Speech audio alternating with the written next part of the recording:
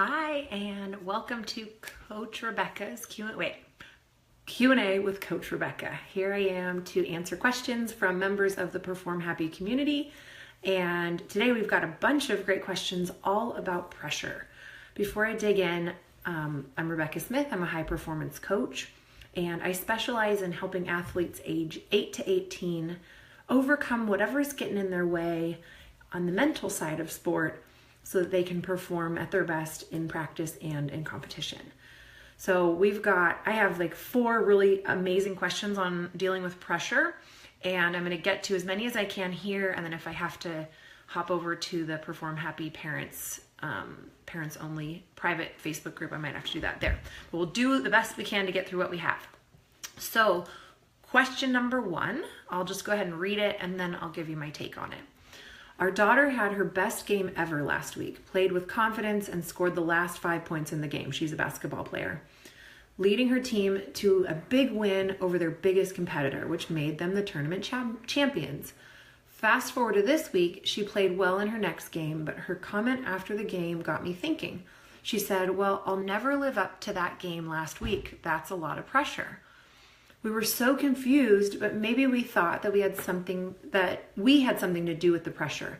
After the big win game, everyone was really amped and congratulating her. We complimented her game and took her out for a nice dinner. It felt so good to see her live up to her potential. We were excited, but I think we inadvertently put too much pressure on her. How do we walk that fine line? We love to celebrate success, and I'm starting to see how we're adding to the problem. Would love to hear your opinion on this topic.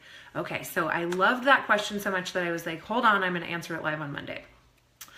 So, it's so easy to celebrate wins. It's so easy to high five, when your kid was the star of the game, or when they have their best performance, or when things go really well. But we don't think that that might be actually contributing to why kids feel all this pressure. An adult athlete is one thing, but when it's kids, at least I can speak for myself, like little 10-year-old me, the most important thing to me was making my parents proud, my parents and my coaches. So if you feel like you're going to let people down before you even walk out, if they expect that of you, then that's a lot of weight to bear. With that being said, this mom, I want to tell you that is amazing awareness. The fact that you even notice that you might be the source of pressure means you're 10 steps ahead of a lot of sport parents out there. And don't put too much pressure on yourself to be perfect either, because that might be a tendency to be like, okay, I have to say exactly the right thing. Otherwise, I'm going to be the reason that she this, that, or the other. Well, don't put too much pressure on yourself, because we set the context for our kids by the energy we put out. And if you're tiptoeing around and trying to be perfect, she's going to probably feel the same way. So the main thing you want to do is focus on what you can control. You can't control the way she feels. You can't control the way she plays. You can't control the way that the coach affects her, any of that stuff. What you can control is yourself and your communication. So the fact that she brought that up, you might want to say, hey, I thought a little bit about that thing you said about it's so much pressure. And I want to know, did I contribute to that? Is there anything I can do better that can help support you, after a win, after a loss, whatever it is? So number one thing I'm going to say over and over in this particular conversation is talk to your kid. Ask them. If you don't know, ask them. And then focus on what you can control, of course. I say that like every single week, because that's the foundation for any of this work and really happiness. Don't be a distraction. This is something I always like to say to parents, that they've got a lot going on. They don't need you adding to it. So if you're in there being like, come on, score a goal and we'll get you ice cream, then they've got that going on in their head, instead of what they need to do, which is, do what they need to do. And that will get them to the outcome, but not if they're thinking about the outcome. That's the irony that comes up all the time. If an athlete is hyper focused on the outcome, like I need to show up and do my best or whatever, ... they can't be in the moment. They can't be doing what they need to do in that moment. They can't have enough focusing. I think of focus like a pie. Like there's only so many slices. If you give a slice to the person you're guarding, and you give a slice to the ball, and you give a slice to the clock, there's not that much left. So if your parents take a slice of like, come on, you know you want to go to pizza, then that might be the difference between her, doing something good and maybe making a mistake. So don't add to it, but at the same time, don't feel like it's all your fault. Ask how can we support you? Be aware, and so that's really it. Ask her how you can support her, and praise effort. Praise the heck out of effort. Think about how you celebrated that win. Any parents who are watching, I want you to think about, that feeling you had when your kid won or got up on the podium or did the perfect routine. Think about what you did, how you reacted to that, and then apply that toward good effort. So anytime that you see your kid working her butt off, you celebrate in that same way. Like, girlfriend, you worked so hard tonight. Yeah, I know you didn't get your skill, but you worked so hard. Let's go have pizza. Think of the way that you applaud winning and apply that toward effort. And then that's going to make them go, you know what, I just got to try. And it's not like they're working toward the pizza or the ice cream, but it's something really important to remember. Okay, we got a question coming in. My 10-year-old has a back tumbling block for over 2 years. When she's open to getting help, she responds beautifully. When the layers start to peel back and she has to feel, she shuts down. Yes. Okay. So that, where to go with that?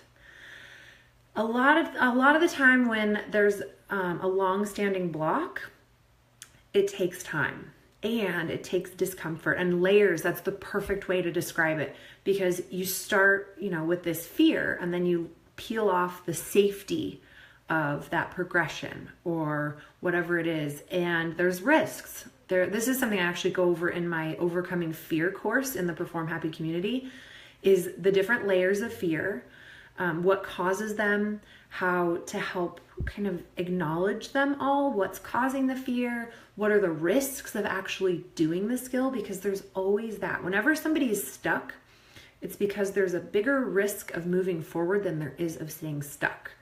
Now, it's hard to rationalize that when you're in that place and you're like, I am so stuck with this skill. I want nothing more than to get over it, but then you keep not getting over it. There's usually a downside to moving forward. So that's something we address in the course.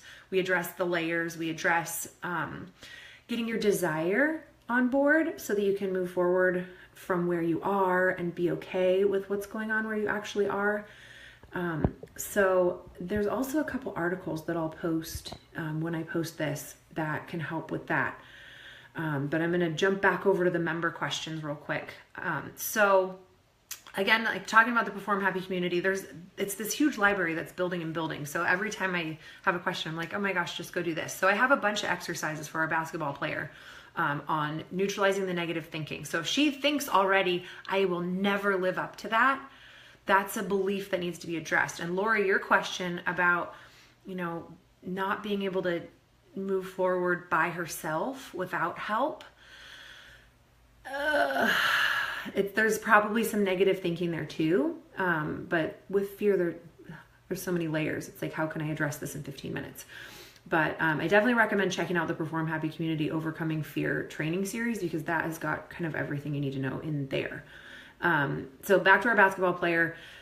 If she can be aware that she has this belief that I'll never be able to live up to that pressure, that is something that she can look at and go, wow, that's a tall order to say I'll never be able to. I always joke with my husband.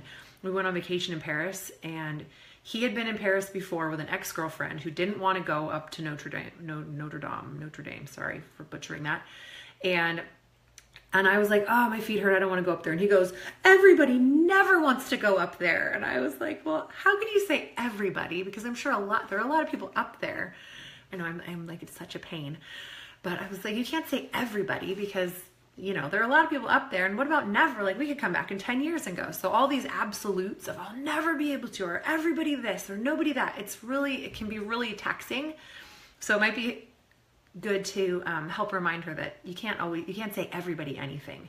So hopefully she can take a look at that statement and go, I wonder if that's serving me, and examine those beliefs and just become aware of that and get some of that negativity switched into positivity. So I'm going to talk in just a minute about a study that I was reading about that puts it in perspective. So I'm going to read another question that's different but similar. My gymnast is 11, competitive the last 3 years. I struggle with knowing what the right thing to say is and when to say it. Do I give my daughter a pep talk on her way to the meet, or does that add to her pressure? If I'm frustrated with a coaching situation during the meet, do I step in and comfort my child? Had this situation last year. Tears on the beam during warm-ups, but no support from the coaches, just frustrated. Come on, you got this, and just go for it or get off the beam. Also, I struggle with what sorts of food she should have at meets. This year was the year of pears, grapes, oyster crackers, and cheese. She also packed along a thermos of chai tea, as that's her favorite, but then got in trouble from her coaches for having it because it was too much sugar. She also always has water and stays hydrated with that, but she says her tea calms her. Okay, so to this mom, again, help her focus on what she can control. Ask the coaches, can I bring chai? If they say no, then she knows she can't bring it.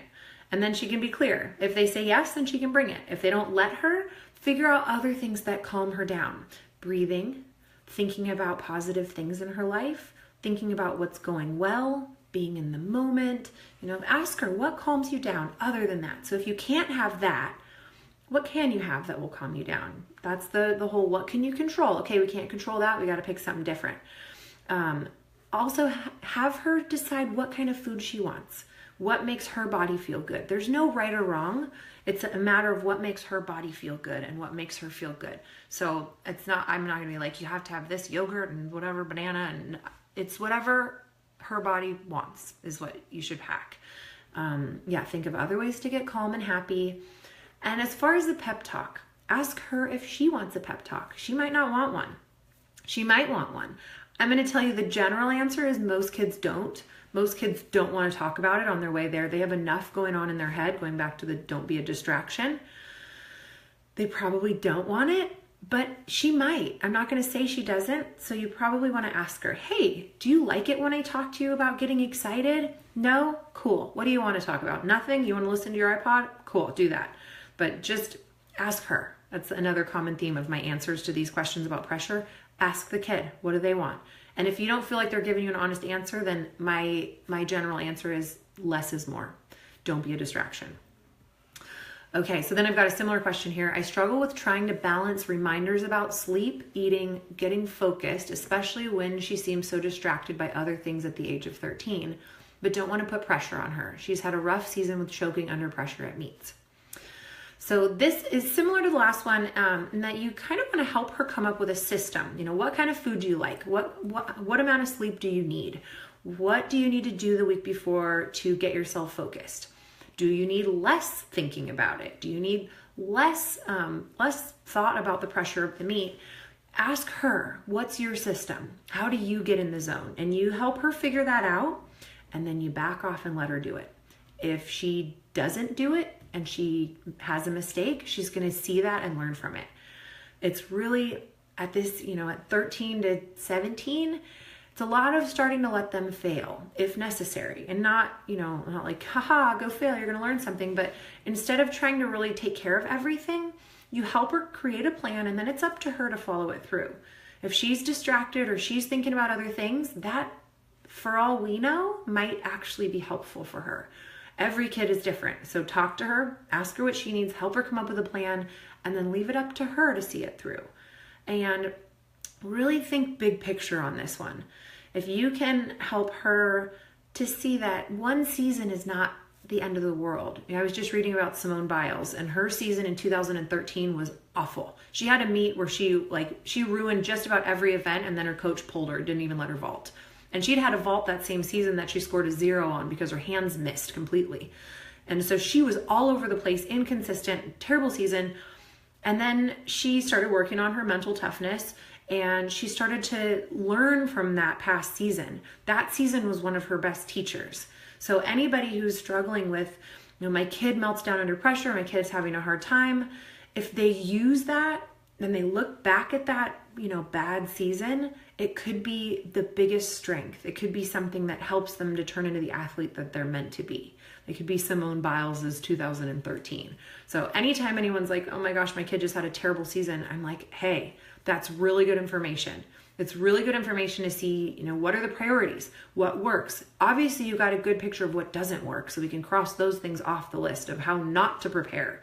What did you do that made you stressed out? What did you do that stressed your kid out? You look back and go, okay, so that didn't work. Let's try something different. Okay, how are we doing on time? All right, we are out of time for this session. Let me just check real quick what questions we've got coming in live. My daughter, 12 years old, has recently experienced the same situation you touched on. The first question, great success, followed immediately by not so great success. Okay, and so it kind of goes into what I just said. The poor performances you learn from, the great performances you learn from. My 3 favorite questions to ask somebody after a game or a performance is, what went well? What didn't go so well? And what did you learn? And if you are always asking yourself that after every practice, especially after every performance, you'll start to see what you're learning along the way. And typically the bad practices or the bad games, that's where you get all the good learning, where you get your wisdom is from those failures. So help your kid to go back over it. What went well? Oh, great. Nothing went well. I'm sure we can find 3 things that went well, even if it was just like my shoes fit well, whatever it is that you can find, and then go back through and ask, what did I learn? What did I learn about myself as a competitor, as an athlete, as a human? And then keep moving forward based on what you learned.